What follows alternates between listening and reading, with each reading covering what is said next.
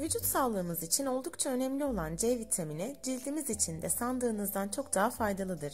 C vitamininin cilde faydaları arasında en önemlisi anti-aging etkisi ve leke giderici özelliğe sahip olmasıdır. C vitamini kırışıklıkların oluşmasını yavaşlatırken cildin nem oranını dengede tutar. Böylece yaşlanma etkilerinin hızı düşer. Yani yaşlanmayı yavaşlatmak C vitamini yardımıyla o kadar da zor değil.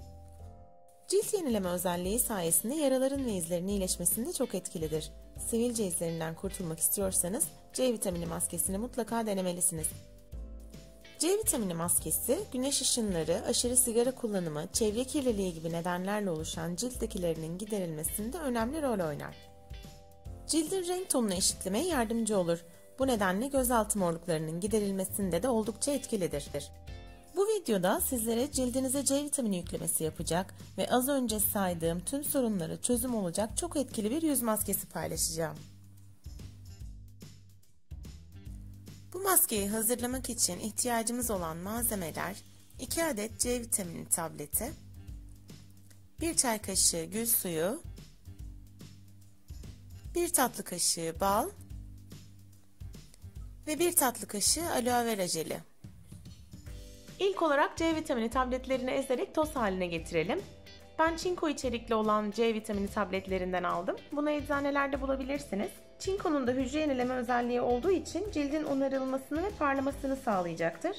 Ayrıca çinko antiseptik özelliği sayesinde mikropları öldürerek akne tedavisinde de kullanılır. Ben tabletleri bu şekilde peçetenin arasında ezeceğim daha hijyenik olması için. Üzerini kapattıktan sonra bir cezvenin alt kısmıyla ezme işlemini yapacağım.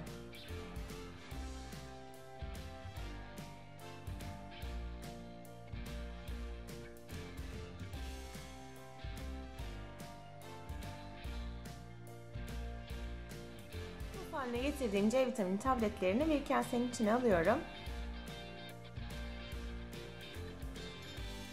İçine şöyle 1 tatlı kaşığından daha az gül suyu ekleyeceğim.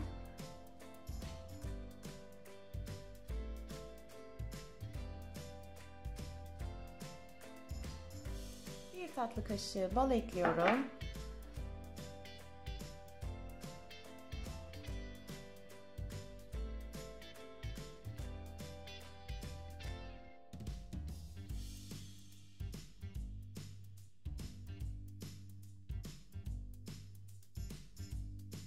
Son olarak 1 tatlı kaşığı da aloe vera jeli ekleyip güzelce karıştıracağım.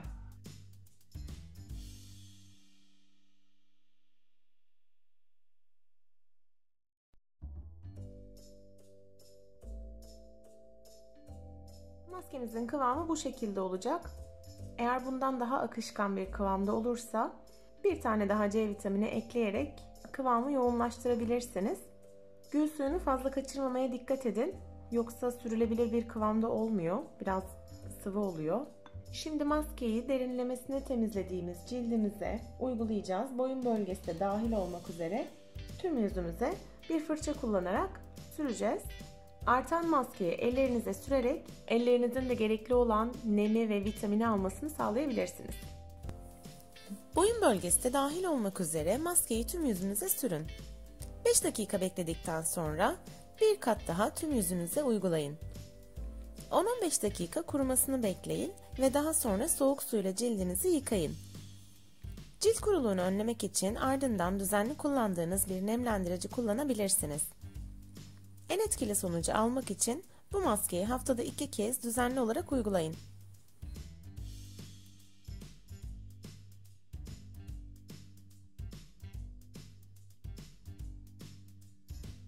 Maskenin içinde bulunan bal etkili bir şekilde cildinizi nemlendirerek doğal bir parlaklık verir. Gül suyu ise cildinizin yenilenmesine yardımcı olur.